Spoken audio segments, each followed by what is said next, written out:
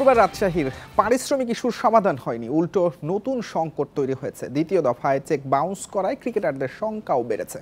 দলের ম্যানেজার মেহরাব হোসেন অপি কোনো টাকাই পাননি। বিসিবি বলছে পাওনা পরিশোধের প্রতিশ্রুতি দিয়েছে রাজশাহীর ফ্র্যাঞ্চাইজি, ব্যর্থ হলে আইনি পদক্ষেপ নেবে বোর্ড। দুর্বার রাজশাহী শুধু বিপিএল নয়, ফ্র্যাঞ্চাইজি লিগেই কলঙ্কিত। পারিশ্রমিক ইস্যুতে বিতর্ক মাত্রা ছাড়ায়, অথচ ম্যাচ জিতে ফ্র্যাঞ্চাইজি মালিককে কোলে তুলে উৎসব করেন ক্রিকেটাররা। কি একটা অবস্থা! জয়ের আনন্দ কি আর শঙ্কা ঢাকতে পারে? চেক হাতে পেয়েও টাকা তুলতে পারবেন সে অনিশ্চয়তা ছিল, হয়েছেও তাই। অনেকটা শুনছি বাউন্স করছে চেক, যারা আর্লি মর্নিং হাই ভ্যালু চেকটা ধরছিল তাদেরটা মিস হয়েছে, দিয়ে দিয়েছে কালকে 4 দিনের দিছে, আর আমাদের 14 দিনের বাকি আছে। মালিক শফিক রহমান বলেন বোনাসের কথা, অন্যদিকে ক্রিকেটাররা চেক নিয়ে হন প্রতারিত। দলটির ম্যানেজার তো টাকাই পাননি, ক্রিকেটার থেকে স্টাফ সবাই আশ্বাস পেয়েই অপেক্ষায়। আমি পাইনি অন্তপক্ষে, কিন্তু অন্যান্য প্লেয়াররা প্রথম যেটা 25% কথা ছিল 25% দেওয়া হয়েছে, এবং গত পরশু দিন আমাদের 25% প্লেয়ারদের চেক দেওয়া হয়েছে। আপনারটা কি বাউন্স করেছে? না, আমাকে কোনো চেক দেয়নি। বিশ্বব্যাপী বিপিএল এর ভাবমূর্তি নষ্ট করেছে এরই মধ্যে। বিতর্কের পাহাড় জমিয়ে ফ্র্যাঞ্চাইজি দুর্বার রাজশাহী এখন বিসিবির গলার কাটা। কিছু কমিটমেন্ট করেছে, কিছু এরিয়াতে কীভাবে করবে সেটা আমরা শুনেছি, জেনেছি, এবং তাদেরকে আমরা কিছুটা সময় দিয়েছি ওই কমিটমেন্টগুলো ফুলফিল করার জন্য। তারা তাদের কমিটমেন্টটা কতটুকু রাখছে, তাদেরকে যতটুকু সম্ভব প্রেশার রাখার চেষ্টা করা, সো দ্যাট প্লেয়ারদের পেমেন্টের কথা যদি বলি, বিশেষ করে তাদের দিক থেকে যেন ঘাটতি না থাকে, তারা যেন স্যাটিসফাইড থাকে, এই বিষয়গুলো যেন তারা ইনশিওর করেন। পারিশ্রমিক ইস্যুতে ফ্র্যাঞ্চাইজিদের সতর্ক করেছে বিসিবি। ভালো খবর, সম্ভব হলে এই আসর থেকেই রেভিনিউ শেয়ার করবে বোর্ড। আমাদের টিকিটের থেকে পাওয়া অর্থ যদি আমরা পাই, ভালো একটা অ্যামাউন্ট পাই, এবং আমরা যদি দেখি আমরা ব্রেক ইভেনে আছি বা কিছুটা প্রফিট করতে পেরেছি বা ওই জায়গায় থাকি, আমাদের চেষ্টা থাকবে, আমাদের ইন্টেনশন আছে ফ্র্যাঞ্চাইজিগুলোকে এটা পার্ট করা, এটার অংশ করা। সেরা বিপিএল এর আশ্বাস দিয়ে বিসিবিও প্রশ্নবিদ্ধ। টুর্নামেন্টের বাকি পথ পেরোতে আর কত নাকি দেখতে হয়। Muhammad Nazim, independent news, Dhaka.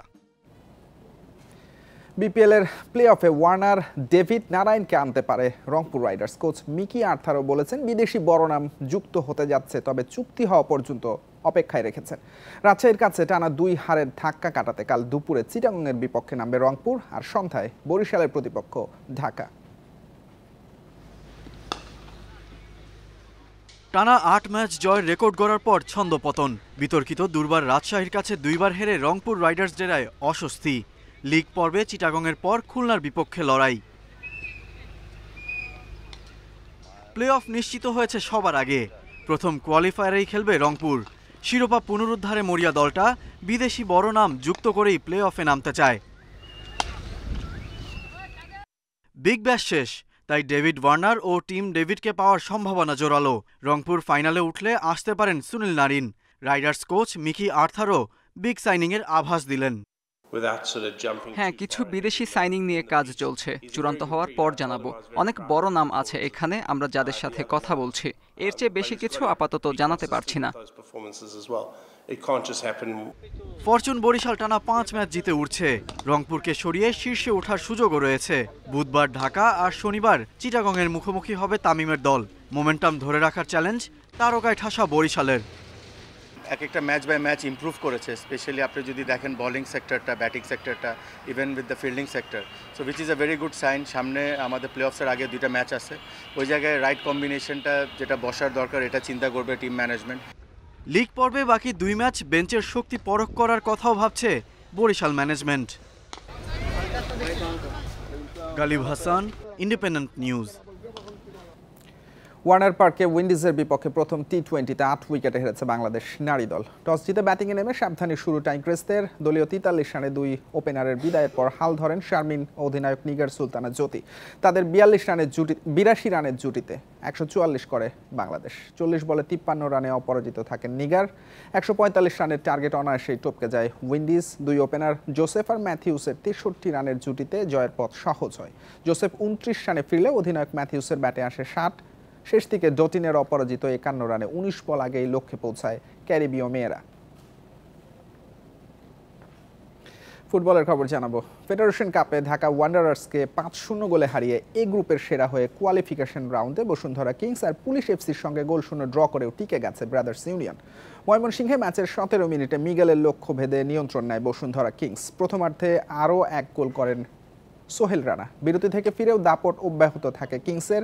54 মিনিটে ওয়ান্ডারার্সের আত্মঘাতী গোলে ব্যবধান আরও বাড়ে। কিছুক্ষণ পর চতুর্থ গোলটি করেন মোহাম্মদ সোহেল। আর শেষ দিকে প্রতিপক্ষের হতাশা বাড়িয়ে দেন অধিনায়ক তপু বর্মন। বি গ্রুপ থেকে আবাহনী আর রহমতগঞ্জ কোয়ালিফায়ার রাউন্ডে পৌঁছেছে, তবে এখনও গ্রুপ সেরা নিশ্চিত হয়নি। আরও 7টি ফেডারেশনে অ্যাডহক কমিটি দিয়েছে জাতীয় ক্রীড়া পরিষদ। সাঁতার, টেবিল টেনিস, ফেন্সিং, ভারোত্তোলন, কারাতে, ভলিবল আর শরীর গঠন ফেডারেশনের দায়িত্ব বন্টন করা হয়েছে। এদিকে ফিনার নিষেধাজ্ঞা এড়াতে রোজার পর বার্ষিক সভা আয়োজন করতে চান সাঁতার ফেডারেশনের সাধারণ সম্পাদক। রাজনৈতিক পট পরিবর্তনে অভিভাবক শূন্য বেশিরভাগ ক্রীড়া ফেডারেশন। সার্চ কমিটির সুপারিশে গত নভেম্বর 9 ফেডারেশনের অ্যাডহক কমিটি দেয় জাতীয় ক্রীড়া পরিষদ। এর 2.5 মাস পর দেয়া হলো আরও 7টিতে। প্রায় এক যুগ পর সাঁতার ফেডারেশনে ফিরেছেন সাবেক সাধারণ সম্পাদক মাহবুবুর রহমান শাহীন। সাঁতারু তৈরির পাশাপাশি এজিএম আয়োজন মূল চ্যালেঞ্জ। তৈরি করতে হবে 20 বছরের অডিট রিপোর্ট। এটা খুব একটা সেন্সিটিভ ইস্যু। তো যেহেতু বিগত কমিটি করতে পারেনি এজিএম, যে কোনো কারণই হোক, আমি জানি না কী কারণে করতে পারেনি, অডিট ফার্মের সাথে কথা বলবো। তারা যদি আমাদেরকে রোজার আগে অডিট রিপোর্টটা দিতে পারে, আমি আশাবাদী যে অন্তত রোজার 4-5 দিন আগে হলো আমি এজিএমটা কমপ্লিট করব। বাদ পড়েছেন বহুল আলোচিত আশিকুর রহমান মিকু। গত 2 দশক ভলিবল ফেডারেশনের সাধারণ সম্পাদকের দায়িত্বে ছিলেন তিনি। তাকে সরিয়ে জাতীয় খেলোয়াড় বিমল ঘোষকে সাধারণ সম্পাদক করা হয়েছে। পরিবর্তন এসেছে ভারোত্তোলন ফেডারেশনের সাধারণ সম্পাদক পদে। নজরুল ইসলামের জায়গায় সাধারণ সম্পাদক করা হয়েছে শহীদুল ইসলামকে। প্রমোশন পেয়ে সভাপতি হয়েছেন মহিউদ্দিন আহমেদ।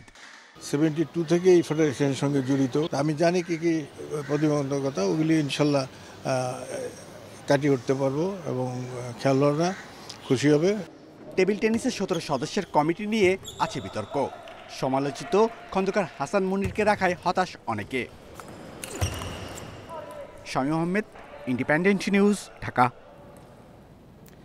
চুক্তি শেষের 6 মাস আগেই সৌদি আরবের আল হিলাল ছেড়ে শৈশবের ক্লাব সান্তোসে ব্রাজিলিয়ান তারকা নেইমার। দুই পক্ষের সমঝোতায় আল হিলালের সঙ্গে চুক্তি শেষ করেছেন নেইমার। এর আগে 2023 সালে $220 মিলিয়ন বিনিময়ে 2 বছরের চুক্তিতে পিএসজি থেকে ক্লাবটিতে যোগ দেন এই ব্রাজিলিয়ান। কিন্তু চোটের কারণে খুব বেশি একটা ম্যাচ খেলতে পারেননি। 7টি ম্যাচে মাত্র 1টি গোল এবং 3টি অ্যাসিস্ট।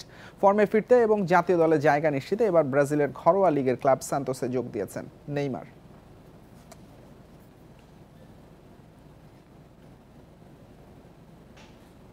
এই ছিল আজকের যত খেলায় আমন্ত্রণ, পরের আয়োজন।